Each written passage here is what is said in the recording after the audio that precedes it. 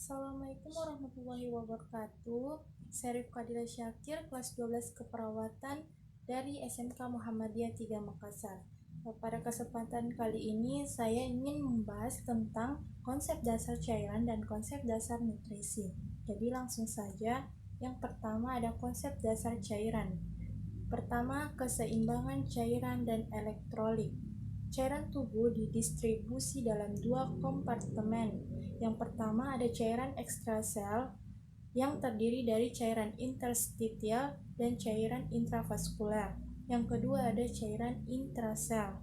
Cairan dalam membran sel membentuk 40% berat tubuh.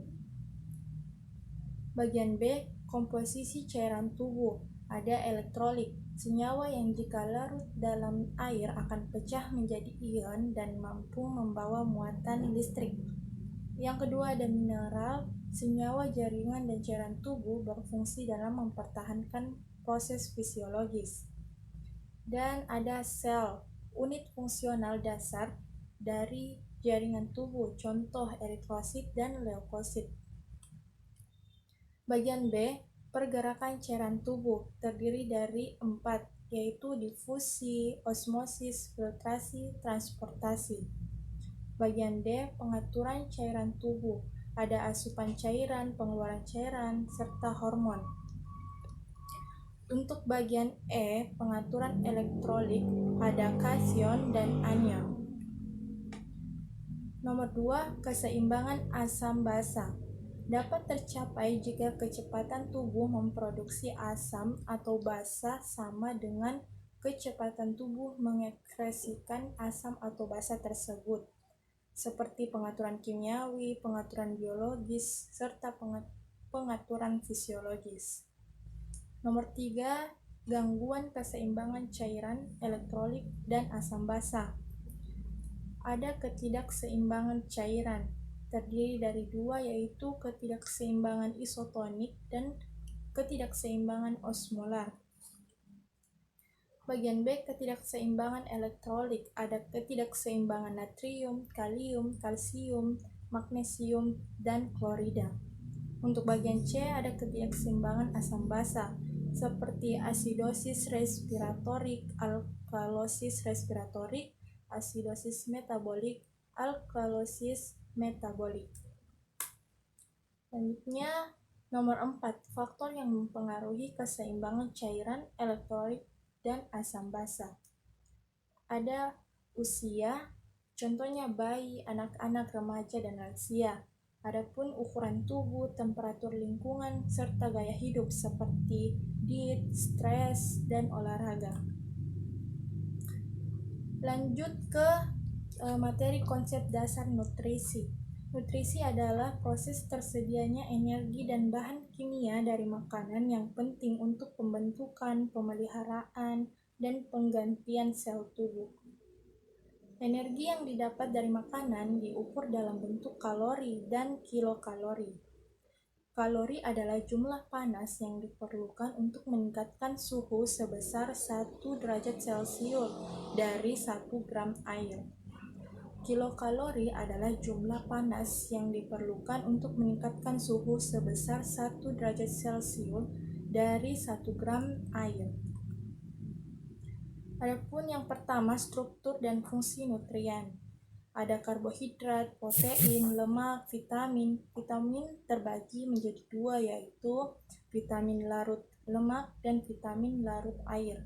Dan terakhir ada mineral seperti kalsium, magnesium, sodium, potasium atau kalium, fosfor, besi, iodon, zinc, dan air.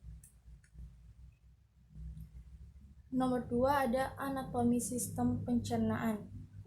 Sistem pencernaan itu terdiri dari mulut, faring, esofagus, lambung, usus halus, dan usus besar, di mana makanan masuk, berjalan, dan keluar tubuh, serta organ aksesoris yang berperan dalam proses pencernaan seperti lidah, kelenjar, ludah, gigi, hepar, pankreas, dan kantung empedu. Yang ketiga ada fungsi sistem pencernaan. Fungsinya itu untuk mencerna, absorpsi, metabolisme, serta ekskresi. Yang keempat, keseimbangan energi. Pola diet untuk memelihara keseimbangan antara intake kalori dan energi. Jika intake kalori lebih besar daripada energi, terjadi peningkatan berat badan karena energi disimpan menjadi lemak. Jika intake kalori kurang dari pengeluaran energi, terjadi kehilangan berat badan karena simpanan energi tubuh sedikit.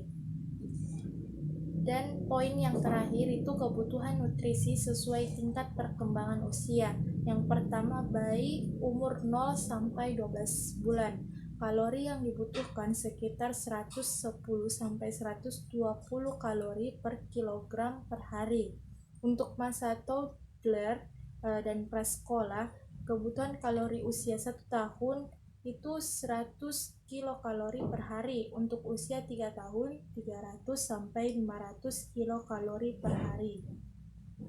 Untuk anak sekolah umur 6 sampai 12 tahun, kalori yang dibutuhkan itu 1400 sampai 1900 kalori. Untuk masa adolescence atau remaja umur 13 sampai 21 tahun, jadi lemak tubuh mulai meningkat sehingga menimbulkan stres terhadap body image. Untuk masa dewasa muda umur 23 sampai 30 tahun, kebutuhannya nutrisi digunakan untuk proses pemeliharaan dan perbaikan tubuh. Untuk masa dewasa umur 31 tahun sampai 45 tahun merupakan masa produktif khususnya terkait dengan aktivitas fisik. Dan dewasa tua usia 46 tahun ke atas. Jadi pada usia lanjut BMR berkurang 10 sampai 30%.